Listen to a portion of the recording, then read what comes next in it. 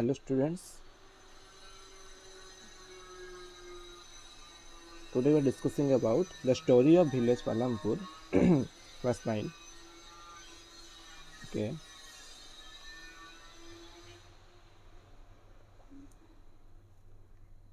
the questions here discussions only for to understand. So question number 1, here we are discussing about the questions. Every village in India is surveyed once in 10 years during the census, and some of the details are presented in the following format. This is not important, okay, skip it. Then we are going to question number 2, which is asking about modern farming methods require more inputs which are manufactured in industry. Do you agree? At first we have to understand what is the question asking for us.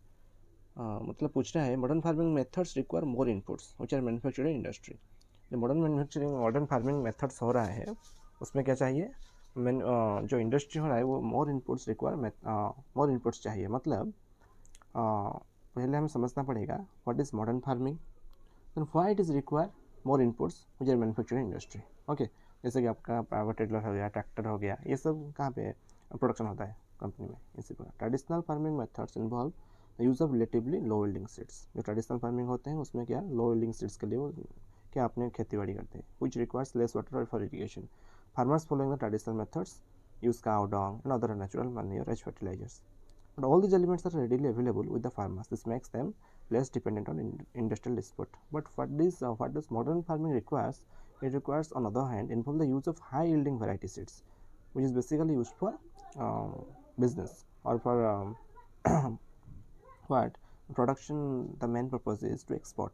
These seeds require a combination of chemical fertilizers and policies. Then agriculture implements like tractors, proper irrigation, जो पहले हम बात कर चुके हैं, ये सब चाहिए उन्हें. इलेक्ट्रिक बल्ब्स हो गया, वेल्स हो गया, पेस्टिस हो गया, ये सब. Now we discussing about question number 3, that is how did the spread of electricity help farmers in Palampur. मतलब पालमपुर के जो विलेज में है वहाँ पर इलेक्ट्रिसिटी कैसे हेल्प कर रहा है. The spread of electricity in Palampur transform the system of irrigation in the village. Persian wheels gave way to electric run tubewells which reduced the independence of the farmers upon rainfall.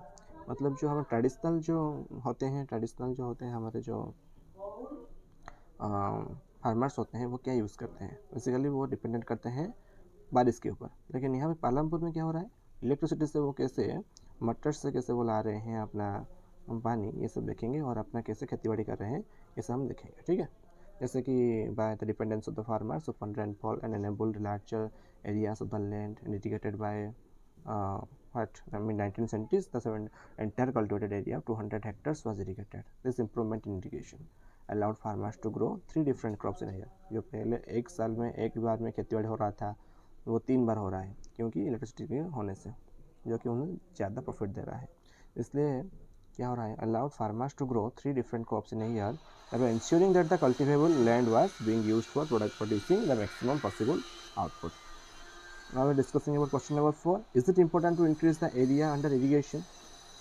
क्या important है, हमें irrigation का area बढ़ाना चाहिए, अगर है तो Y. ये सिंपल सा क्वेश्चन है. अगर हम थिंक करेंगे, अब थोड़ा सा भी सोचेंगे, जिस तरह से पॉपुलेशन इंडिया का बढ़ रहा है तो क्या हमें अपना एरिया इंक्रीज करना चाहिए इरीगेशन में. आंसर आएगा हाँ. लेकिन सबसे बड़ा डिसएडवांटेजेस जो है, ऑब्स्टैकल्स जो है, is it possible to increase the area because the people demanding more already, ultimately they are demanding of land and more. Industry के लिए, घर के लिए, रास्ते के लिए, न्यू न्यू डेवलपमेंट्स प्रोजेक्ट्स आ रहे हैं उनके लिए. तो कैसे हम अपना एग्रीकल्चर एरिया बढ़ा सकते हैं, और वाई, अगर बढ़ाएंगे तो वाई. आंसर बहुत सिंपल है, पहले देखेंगे क्या बोल रहा है. Monsoon are by their very nature erratic and variable, so farming can not entirely depend upon us.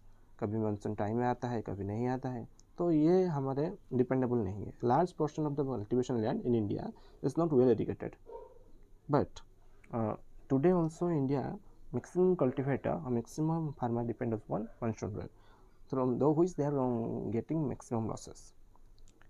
Nowadays also so many lands are not irrigated or not facilitated with boring water. As a result, when rains are late for the inadequate, farmers incur much loss.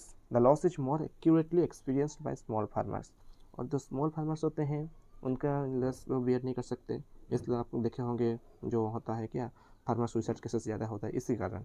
failure of main reason of crops and a total waste of efforts and resources both for the individual farmers and the economy.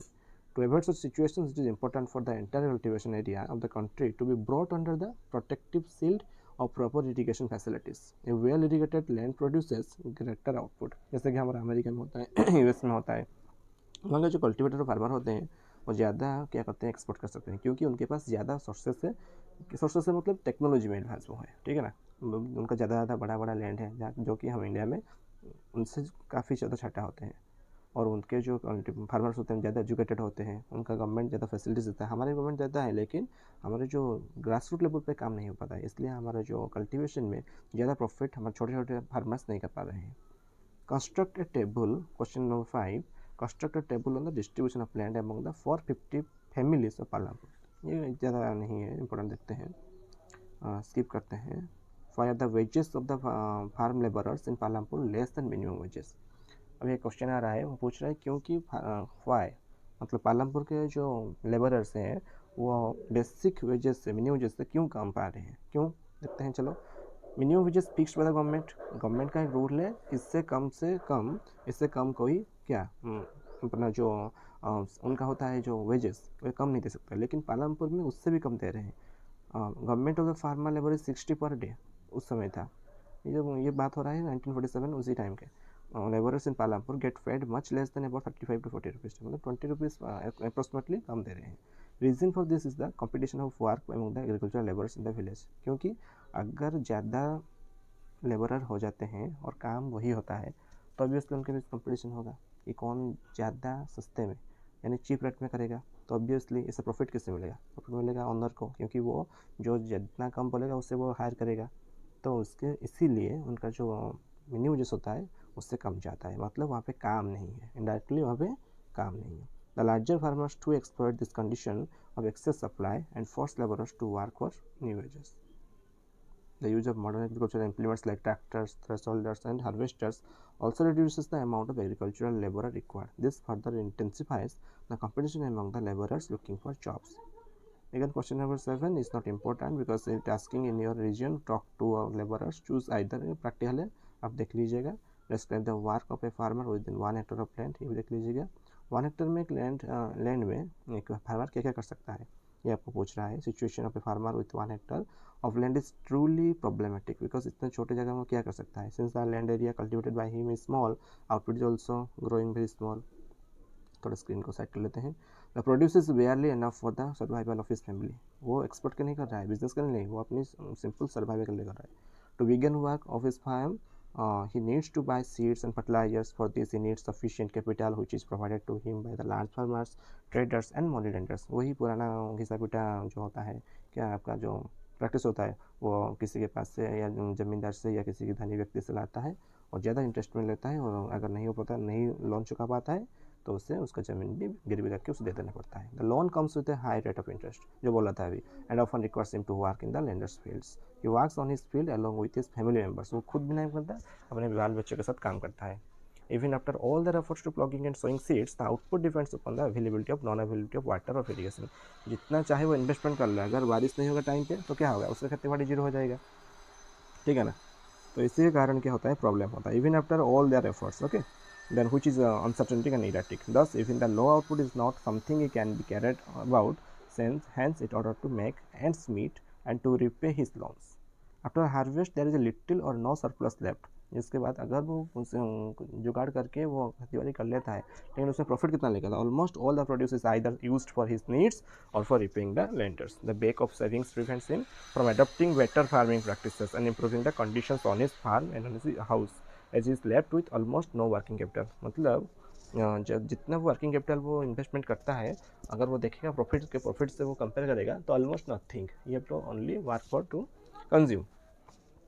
Question number 9 चलते हैं। How do the medium और large farmers obtain capital for farming, how is it different from the small farmers. जो larger farmers होते हैं, बड़े farmer होते हैं, वो कैसे अपने कैपिटल को यूज़ करते हैं कंपैरेटिवली, और वो डिफरेंट कैसे हैं स्मॉल फार्मर्स से। आप लोग जान चुके हैं स्मॉल फार्मर्स जो होते हैं वो अपने खुद के कंजप्शन के लिए क्या करते हैं, कल्टिवेट करते हैं, ना कि प्रोडक्शन या बिजनेस के लिए। लेकिन जो मीडियम जो लार्ज फार्मर्स होते हैं वो बेसिकली प्रॉफिट के लिए बिजनेस करते हैं, ठीक है, यानी खेती करते हैं। Medium and large farmers is a part of that produce and sale of the surplus in the market. वो मतलब उनका मेन मोटिव है प्रॉफिट, मार्केट में सेल करके प्रॉफिट लेना। This provides them with the required capital for farming. Most of them use this earnings to provide loans to small farmers. और maximum जो होते हैं वो क्या करते हैं, एक छोटे छोटे बैंक की तरह वो छोटे छोटे फार्मर को दे देते हैं लोन के टाइप में, बाय चार्जिंग हाई रेट्स। उससे भी प्रॉफिट आता है, interest on this loans. They succeeded in furthering their earnings. Thus, medium and large farmers have ready capital with them for one agricultural season to the next. उनके पास जिससे वजह से यहाँ से भी प्रॉफिट आता है और जो देते हैं उनके लोन में वहाँ से भी इंटरेस्ट आता है, तो उनके पास ज़्यादा capital, sufficient amount of capital रहता है। Situation of small farmers is in stark contrast. Comparatively small farmers ज़्यादा worst position. Why? They begin in agriculture session with no working capital. उनके पास पैसा भी नहीं होता, उनके पास उनके जो इन्वेस्टमेंट करने के लिए उनके पास क्या, उनके पास पूंजी भी नहीं होता। And the session on the more और less the same not to begin working on their farms, जो कि उन्हें कंपेल करता है, यानी उन्हें बाध्य करता है वाकई क्या करते हैं, लार्ज फार्मर्स के खेती बाड़ी में काम करते हैं, यानी the working for the larger farmers. They take loans at high rates of interest due to the small sizes of their farms. Their total production is small. Their produce is kept for their needs of our repaying their lenders. Now question number 10. On what terms did Savita get a loan from Tejpal Singh? Would Savita's condition be different is that if she could get a loan from the bank at a low rate of interest? आप सबको पता है अगर हम किसी person से लेते हैं और डिफरेंट बैंक से होता है, बैंक क्या होता है ना, गवर्नमेंट क्या चाहता है कि लोगों का अच्छाई के लिए, यानी यहाँ पे रेट ऑफ इंटरेस्ट थोड़ा कम होता है कंपेरेटिवली प्राइवेट पर्सनस। तो अगर वो तेजपाल सिंह से लोन ले रहा है तो ऑब्वियसली वो ज़्यादा रेट ऑफ इंटरेस्ट में ले रहा है, क्योंकि उसे नीड है अभी 24%, कंपेरेटिवली 24%। समझ में आ रहा है, जहाँ की बैंक में किस में देता है 10, 20, 10, 12, 15% में देता है, ठीक है ना, इसलिए वो ज़्यादा बेनिफिट कहाँ होगा, अगर बैंक में लेता तो होता। ठीक है, इसे स्किप करते हैं। Talk to some all residents. Question number 11 asking your region and write a short report on the changes of irrigation. मतलब पहले कैसे इरीगेशन था और अब कैसे हो रहा है। अब आप चाहिए तो आप बात कर सकते हैं, आपके जो पुराने लोग होते हैं गांव में उनसे बात कर सकते हैं। What are the non farm production activities taking place in your region? Make a short list, attempt this question. What are the non farm production activities? Farming activities, non farming activities, like आपको grocery हो गया, कोई दुकान हो गया, कोई भी business कर लिया, ये सब। क्वेश्चन 13 पूछ रहे हैं what can be the done so that more non farm production activities can be started in villages? तो क्या क्या हम स्टेप्स ले सकते हैं जिसकी वजह से नॉन फार्म एक्टिविटीज़ बढ़ सकता है। जैसे कि कोई गाँव में बिजनेस शुरू कर रहा है, कोई जैसे ग्रोसरी कर रहा है, तो ये कैसे बढ़ सकता है? अगर वो इन्वेस्टमेंट में आएंगे, गवर्नमेंट उन्हें लोन देगा तो वो ज़्यादा इन्वेस्ट कर सकेंगे। The 3 things that need to be done encourage non farm production activities, like the government should set up schemes, जैसे कि हो गया रोजगार योजना हो गया, ठीक है ना, और लघु उद्योग हो गया, जैसे कि आपको तरुण ये सब स्कीम है, ठीक है ना। The government should set up schemes where landless labourers and small farmers unable to get cheap loans to start small individual community. पहले तो गवर्नमेंट लोन दे रहा है, छोटे छोटे फार्मर्स को लोन दे रहा है बिजनेस करने के लिए, ठीक है। Point number 2, in addition to financial assistant the government should set up rural workshops, उनके लिए वर्कशॉप्स भी तैयार कर दे रहा है, to enable the villages to build on their skill levels, उनके स्किल के अकॉर्डिंग उन्हें जॉब दे रहा है। Okay, question number point number 3 बोला the government should also work towards improving the infrastructure villages so that rural parts of the country are well connected to the urban areas. जिसके ये 3 point अगर हम काम कर लेंगे, इसके ऊपर वर्कआउट कर लेंगे, तो every village must be equal to the town. Okay, इसलिए ये सब पॉइंट्स अगर डिस्कशन कर रहे हैं, देख रहे हैं 3 पॉइंट्स, द गवर्नमेंट कैसे उन्हें लोन दे रहा है, उनके लिए कैसे स्कीम्स बना रहा है, जिसके बेनिफिट में जो फार्मर भी, जो पिछड़े वर्ग के लोग वो पिछड़े नहीं जाएंगे, वो सेम इक्वालिटी हो जाए, इक्वालिटी ऑफ स्टेटस हो जाएंगे, ठीक है ना। एटलीस्ट ट्राई करेंगे जो सोसाइटी में होता है, अगर एक रिचर सेक्शन एक पोरर सेक्शन, तो पोरर सेक्शन को कैसे अपलिफ्टमेंट करना है, ये गवर्नमेंट का क्या है, ये डेमोक्रेटिक गवर्नमेंट, ये गवर्नमेंट का रिस्पॉन्सिबिलिटी है, ठीक है। तो आज के क्लास में हमने क्लास 9 के first lesson village of Palampur के कुछ मेन क्वेश्चन ऐसा डिस्कशन कर लिए हैं। अगर बच्चे आपको वीडियो में कोई भी दिक्कत आती है और समझ में कोई प्रॉब्लम या स्पीड हो जा रहा है तो डेफिनेटली रिप्लाई कर दीजिएगा। Thank you for today, good luck.